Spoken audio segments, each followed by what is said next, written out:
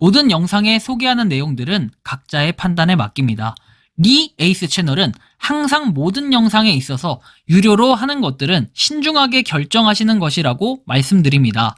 아울러 무료로 하는 것들 역시 각자의 판단으로 선택해서 결정하시는 점이라는 것을 강조드립니다.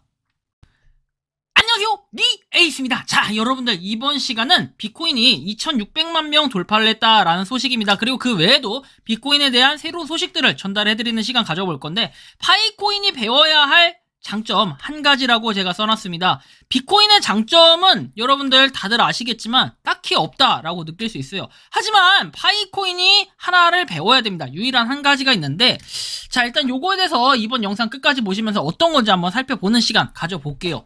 자, 일단 비트코인 같은 경우는 여러분들 잘 아시겠지만 무료 채굴 코인으로서 뭐랄까, 이 무료 채굴 코인계의 이더리움 정도 생각을 하고 있을 겁니다. 많은 분들이 비트코인을 그만큼 초반에 파이코인 다음으로 뭔가 비트코인이 후발주자로 나와서 이더리움처럼 하겠다, 뭔가 열광을 했었습니다. 당시, 그리고 지금 한번 비교를 해보면 아시겠지만 2600만 명의 빌리버가 있다라고 돼 있습니다. 자, 이 보면은 국가는 226개의 국가에서 지원을 하고 있다라고 내용이 나오죠. 근데 그거에 비해서 뭔가 화력이 좀 많이 부족하다라는 이런 느낌을 받아요. 왜? 파이코인 같은 경우에는 4,500만 명, 그쵸? 비트코인 같은 경우에는 2,600만 명. 이 비교를 해보기만 해도 유저 수의 차이는 엄청나다라는 걸 좀 느낄 수가 있습니다. 자, 그래서 추후에는 아마 파이코인과 비트코인의 좀 비교 영상 한번 이런 걸 좀 만들어 볼까 생각을 하고 있고요.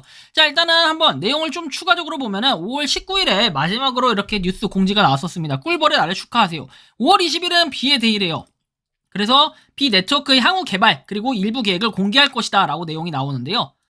어쩌면 이게 되게 중요한 내용이 될 수도 있겠습니다. 관리자 NFT 출시 발표해가지고 우리 생태계의 일부 필수적인 부분이며 관리자가 이제 커뮤니티의 중추이자 소중한 자산이다 라고 해가지고 관리자에 대한 내용을 얘기하네요. 그래서 모든 빌리버가 비 네트워크 생태계를 구축하는데 손잡기를 바란다 라고 내용이 나오고, 자, 그래서 요 보면은 뭐 이런 내용들 볼 수 있고, 그리고 5월 20일 꿀벌의 날에 무엇을 기대할 수 있냐? 생태계 파트너 이벤트. 근데 이거는 너무 이제 이 생태계 파트너 확장 막 이런 걸 한다라고 하는데, 결국에는 확장을 한다라고 하는 얘네들의 의미는 오퍼월의 기능을 기반으로 해가지고 여러 가지로 뭐 파트너도 맺고 뭐도 하겠고 막 이런 것들을 얘기하니까 사실 이거에 대한 실체라고 볼 수가 있겠나 이런 생각이 좀 들어요. 현재 100개 이상의 생태계 파트너가 있다라고 얘기를 하는데 조금 물음표가 더 많이 들어가는 이런 부분이 있긴 합니다.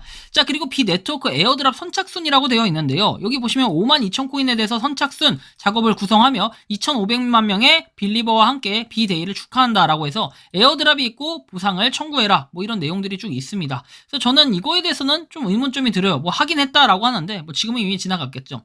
그리고 제한된 KYC 5월 20일에는 선착순으로 제한된 수의 KYC 슬롯을 사용할 수 있다라고 해서 특정 개장 시간은 공식 트위터 계정해서 이렇게 지켜봐달라 이런 내용들이 나오고요. 언어클럽의 첫 번째 단계가 성공적으로 채워졌으며 언어클럽 회원을 위한 전용 작업이 곧 시작된다라고 내용이 나와요. 그래서 첫 번째 이벤트 발표에서 비 네트워크는 캐나다와 일본의 합동팀이 개발한 블록체인 게임인 뭐 문터치와 뭐 등등등 내용이 나오고 계속 지켜봐 주시길 바란다라고 내용이 나옵니다. 출시 예정이라고 해가지고 뭔가 나와 있는데 2023년에는 뭐 이런 내용들이 있습니다. 일단은 비트코인에 대해서 여러분들이 잘 아시겠지만 요게 2020년부터 시작됐습니다. 그리고 파이코인 같은 경우에 19년부터 시작이 됐고요. 자, 아무튼 좀 더 내용을 살펴보면은 이벤트 센터를 더 흥미롭게 만들 시간이다 라고 해서 우리는 곧 온체인 보상을 업데이트하고 유형의 온체인 작업을 소개할 것이다 해가지고 빌리버가 보상 획득 대열에 합류할 수 있도록 한다. 사실 이게 좀 체감상 이해가 안 되는 부분이 있어요. 이벤트 센터는 뭐랄까, 여러분들 우리가 비 네트워크 열심히 채굴하는 거랑 약간의 별개의 개념이다 이런 느낌이 좀 들 정도인데요. 뭐 이런 거 있었고, 그리고 다음 버전 업데이트에는 수합 기능이 있는 새로운 지갑 버전인 비 월렛 2.0을 소개한다라고 해서 사용자 친화적이고 기능이 풍부할 뿐만 아니라 뭐 사기를 완전히 제거할 것이다 라고 하는데, 사실 이런 거 하는 거 좋은데 KYC 인증 언제 될지 이거부터 해야 되는 거 아닌가라는 생각이 좀 들기도 해요. 뭐 새로운 빌리버는 웹 3.0 아이디 지갑을 받게 된다. 백날 이런 거 한다라고 한데 우리가 비 네트워크 어때요? 업데이트가 안 되고 그다음에 지갑을 연동을 시킬 수 없고 하면은 뭐 이런 망하는 이런 현상인데 KYC 인증도 안 되고, 그쵸? 자, 그래서 뭐 이런 내용들 한번 살펴봤고요. 그 다음에 여러분들이 최근에 뭐 이게 추가가 된 기능을 보면은 DF 스토어라고 되어 있습니다. 뭐 베타 버전이라고 지금은 되어 있는데요. 자, 이 DF 스토어를 보면 탑 DFs 해가지고 이 DF에 대한 내용들이 쭉 나와요. 게임부터 디파이, 뭐 거래소 등등 나오는데, 사실 저는 이게 또 공감이 안 가. 왜냐면은 뭐 이렇게 나와 있다고 한들 우리가 P 네트워크하고 이게 뭔 상관이냐 이제 약간 이렇게 느낌이 가버리다 보면은 사실 뭐 그게 맞죠, 그죠? 그런 뭐 메타마스크 스왑이라든지 이런 게 있는데 사실 우리가 하는 뭔가 P 네트워크하고 연관성으로 봤을 때는 그냥 웹 3.0에 대한 이게 좀 더 발전이라고 하는데 도대체 발전은 발전인데 P 네트워크를 우리가 열심히 채굴하는 건 도대체 무슨 의미가 있냐 이제 이런 부분을 좀 살펴볼 필요가 있겠어요. 왜냐면 자, 보시면 파이코인 같은 경우에는 뭐 이 추후에도 또 말씀드리겠지만 파이코인 같은 경우에는 여러 가지 생태계 확장도 하고 이것도 하고 이것도 하고 저것도 하고 하는 게 뭐 유저들이 스스로 하는 거 이런 것도 있고 결국에는 커뮤니티를 강조하기 때문에 4,500만이라는 숫자가 달성이 됐어요. B 네트워크 역시 뭐 몇 개, 200 몇 개 국가에서 지원을 하고 뭐 이런 거 다 좋아요. 그런데 커뮤니티 확장을 어떻게 시키냐? 사실 B 네트워크에 대한 인식, 파이코인에 대한 인식으로 볼 때 파이코인은 사람들이 많이 알아. 야, 심지어 뭐 악플도 달리고 하죠. 야, 그건 다단계 코인 아니야. 이렇게 얘기하는데, 야, 비코인 하면은, 비코인은 뭐야? 이건 도대체. 약간 이런 느낌으로 받아들이기 때문에 인지도 자체가 거의 없다라고 좀 느껴질 정도입니다. 자, 그래서 실제로 보면은 B 네트워크 오피셜이라고 되어 있고, 여기 40.6만 팔로워라고 되어 있습니다. 팔로워 자체가 나름 많은 그런 느낌은 드는데, 확실히 파이코인에 비하면은 엄청나게 적은 숫자다라고 또 느껴질 수가 있겠고, B 네트워크 앱이라고 해서 여기 뭐 이렇게 공지도 나왔어요. 그쵸? 앱의 새로운 기능이라고 해서 뭐 거래 목적 요런 거는 이제 추천 목적은 아니다라고 해서 트레이딩 토큰에 대한 내용들도 나와 있는데 여기 보면 알 수 있듯이 이것도 그냥 잡코인에 대한 내용들이 쭉 나와 있다라는 거. 그냥 토큰에 대한 내용들. 그쵸? 그래서 거래 조언으로 간주돼서는 안 된다. 뭐 이런 내용들이겠죠. 뭐 아무튼 이런 부분이 있고 또 2,600만을 돌파했다라고 해서 5월 27일에 올라왔던 공지가 있습니다. 그리고 나서 이제 뭔가 다른 내용은 없었는데 우리가 백서를 다시 한번 살펴볼 필요가 있어요. 백서에 굉장히 허접한 부분이 있는데 여기 보시면 사람의 개입 없이 코드에 할당된 규칙과 원칙에 따른다. 쭉쭉쭉 내용이 나와 있고 프로젝트 비전에 대한 내용들 쭉쭉쭉 나와 있고 사용자 개발 단계 0에서 100만은 이정표는 이미 달성되었다. 100만에서 1000만 사용자는 뭐 이렇게 KYC 관행을 시작하는 것이다 해가지고 1000만에서 1억 사용자로 해서 3단계 동안 비네트워크가 교환 시장을 개발하고 거래소를 개발하고 비네트워크의 생태계 개발이 성숙하고 지속 가능할 때 출시할 것이다 라고 내용을 얘기하는데 KYC 인증도 하나도 안 해놓고서는 뭘 한다라는 건지 이런 부분은 굉장히 문제가 있다라는 생각이 좀 들어요. 그죠? 그리고 그냥 계산법이나 뭐 이런 채굴에 대한 내용들, 기준들이 쭉 나와 있고요. 다른 내용은 뭐가 없어요. 그쵸? 그래, 이제 여기에 이제 플러스, 우리는 그러면 비네트워크 지금 단점만 있네. 뭐야, 이거? 채굴 안 하면 되는 거 아니냐? 라고 하실 수 있겠습니다. 맞아요. 근데 유일한 장점이 하나 있다라고 제가 말씀드렸죠. 파이코인이 배워야 할 유일한 장점은 바로 한글 지원입니다. 한글 지원.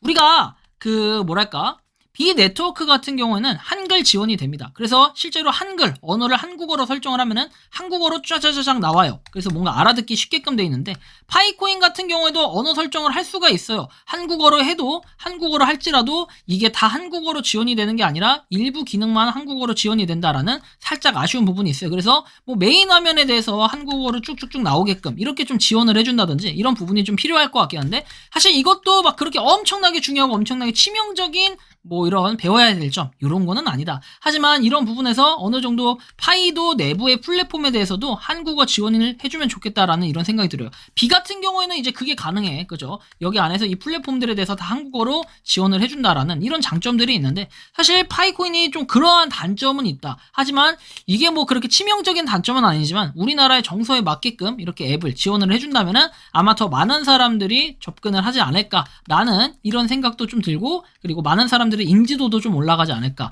근데 일단 저는 그래요. 비트코인이 배워야 될 점은 너무도 많고 아직도 뭐랄까 많이 부족하다라는 생각이 더 많이 드는 겁니다. 왜 그럴까요? 결국에는 파이코인이 4,500만이라는 이 숫자도 있지만 비트코인은 무료 채굴 코인계의 이더리움이라고 하는데 실제로 그런 파워나 맨파워들이 전혀 안 나타나고 있기 때문에 이런 거는 파이코인의 이런 커뮤니티 확장이라든지 이런 파워들을 보고 좀 배워야 되지 않을까라는 생각이 듭니다. 여러분들이 생각하는 비트코인은 어떠십니까? 자유롭게 의견을 댓글로 남겨주시면 좋겠고요. 이번 영상은 여기서 마치는 걸로 하겠습니다. 도움이 되셨다면 구독과 좋아요, 알림 설정 부탁드립니다.